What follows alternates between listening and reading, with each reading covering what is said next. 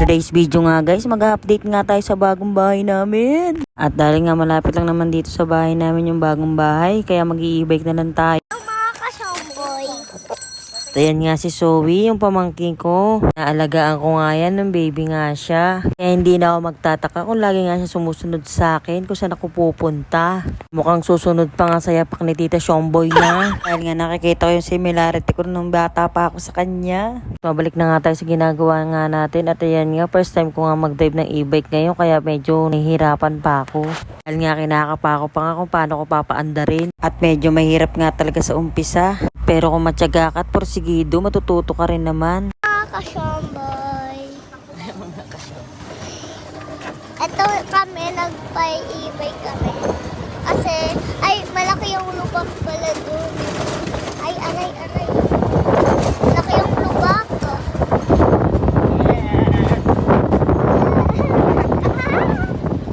Bulok nipon ka?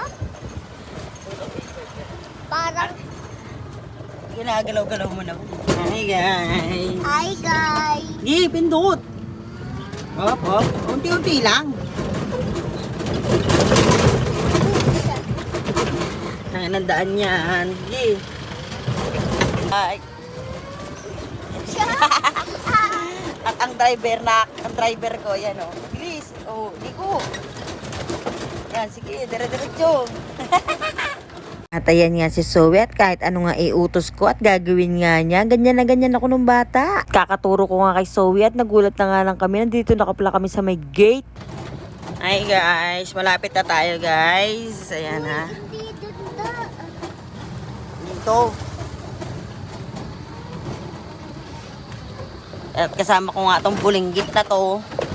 Malaki na si Zoe, dati lang. O, diba? Dito tayo, o.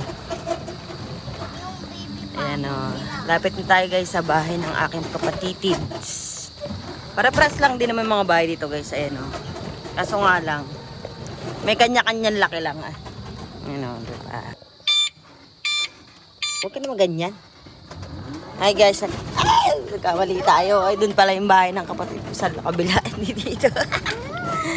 Yeah!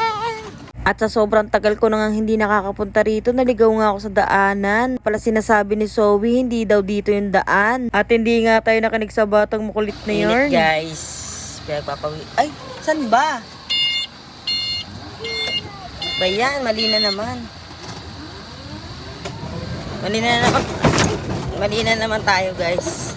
Dito pala. At second time around na nga natin naligaw. At ayan nga, mukha nang lilitsyo ni si Shomboy.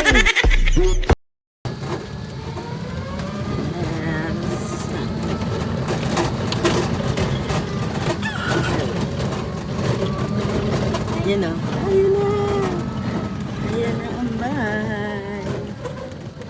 Ayan na ang bahay ng aking kapatid. Hindi pa nagagawa kasi guys, meron nga nagkaroon ng emergencies dito dahil mahirap para mag-drive ng e-bike. Yes. Stop working sila ngayon kasi may patay nga kami ngayon. Kuya natin yung susi. Guys, ayun yung mga katabi niya. Same lang sila ng itsura. Kaso yung color green lang. Oh, bilis. Ako na muna. Si Dada muna.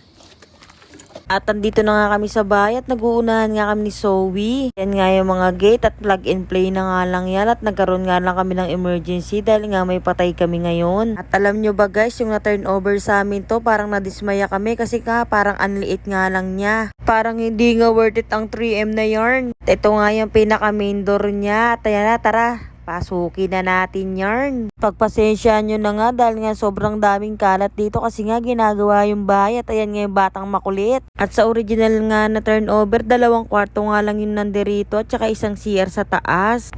At ito naman yung pinaka master bedroom niya, kaso nga lang yan lang muna kasi nga ginagawa pa dito at wala pa naman din natutulog. At ayan nga yung sa may tapat din namin. Simple nga lang pero rocks. Hoy, batang makulit. Yan, lagi ko kasama yung batang yan. Ito yung sa likod niya guys. Yan. Sobrang laki na pala nitong bahay na to. Yung unang kita talaga namin dito guys, hindi nga namin ma-appreciate dahil nga akala namin maliit. Pero nung nagawa nga siya guys, ang laki-laki pala niya. Lalo na yung garahe niya. Medyo hindi pa to gawa guys kasi inaayos pa to. Yan. Makalat pa dyan.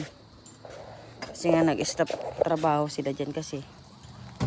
Hala, nasa susi na iwig. Let's go na. Ayan nga muna ang update ni Shomboy sa bahay seri ng aking kapatid. O alam nyo na mga followers, single yan. Baka naman. At kayo na nga manligaw dahil nga torpe nga yung kapatid ko na yarn. Hindi nga katulad ni ka-Shomboy nyo na makapalang muka. May pasahero ako.